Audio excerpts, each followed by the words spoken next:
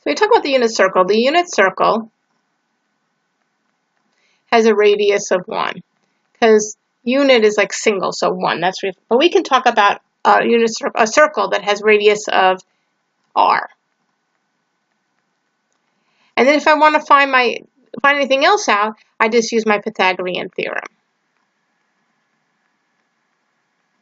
So if I have a circle and my radius here is r, and I have some point x, y, right? So this is my x and this is my y. I know that x squared plus y squared equals r squared. So I can look at an angle anywhere here, and this is my initial side, the x-axis, and here's my terminal side. And I can have another angle that goes this way. I can have an angle that goes around twice. And if they all land on this, they are called coterminal because they have the same terminal side. And what's going to happen, what we're going to see, is they all reference the same exact angle. So, let's say I'm just looking in general at angles anywhere.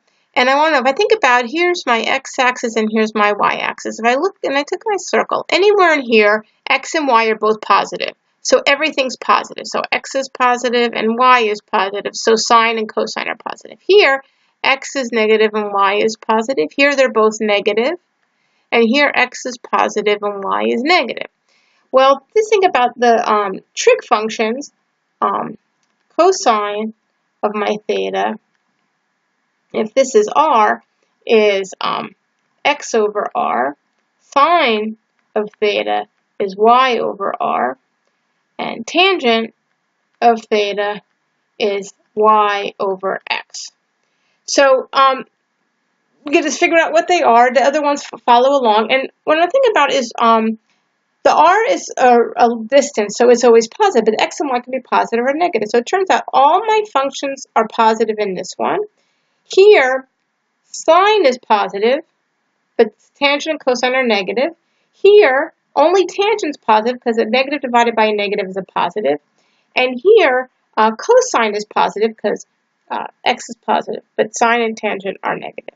And we can remember this by saying all students take calculus. So what we're going to do is we're going to practice some examples where I have a point and I'm going to find my r, and then I can find my trig functions.